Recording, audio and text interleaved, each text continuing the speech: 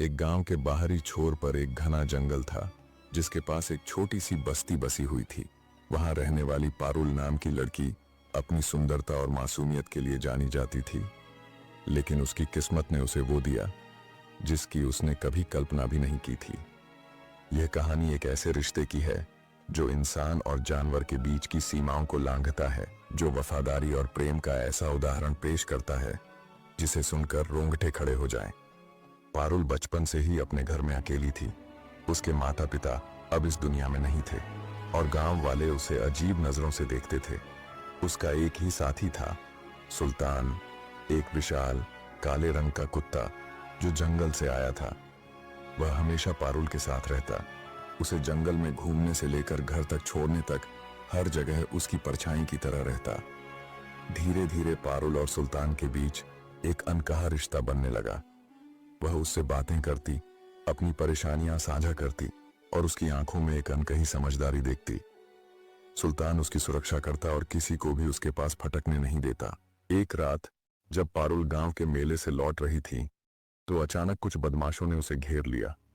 वे उसके साथ गलत हरकत करने वाले थे कि तभी जंगल की झाड़ियों से सुल्तान गुस्से में गुर्राता हुआ निकला और उन बदमाशों पर टूट पड़ा। उसने उन्हें ऐसा दौड़ाया कि वे अपनी जान बचाकर भाग खड़े हुए। पारुल डर और भावुकता से भर गई। उसने सुल्तान को गले लगा लिया और रो पड़ी। उस रात पारुल ने सुल्तान के साथ ही जंगल में एक गुफा में रात बिताई। लेकिन इसी रात कुछ ऐसा हुआ जिसे कोई समझ नहीं सकता था।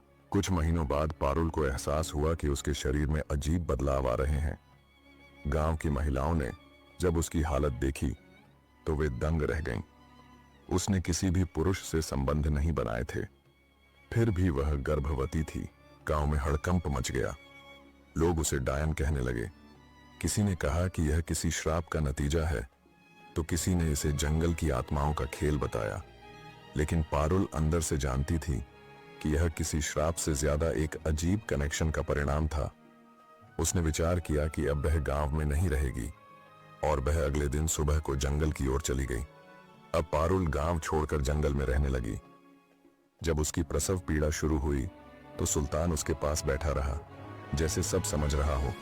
और फिर जब बच्चा पैदा हुआ तो सभी हैरान रह गए। वह एक सामान्य इंसान का बच्चा था, लेकिन उसकी आंखें बिल्कुल सुल्तान जैसी गहरी, चमकदार और भेदक थीं। कुछ समय बाद सुल्तान अचानक कराहने लगा और धीरे धीरे उसकी आकृति बदलने लगी। पारुल की आंखों के सामने वह एक खूबसूरत, ताकतवर युवक में बदल गया।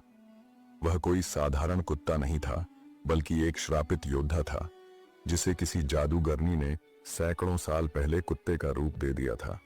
सुल्तान ने पारुल को सच बताया कि वह एक राजकुमार था जिसे प्रेम में धोखा मिलने के कारण श्रापित कर दिया गया था। लेकिन पारुल के सच्चे प्रेम और बच्चे के जन्म ने उसके श्राप से मुक्त दिया। लेकिन इस श्राप के टूटने की एक शर्त थी।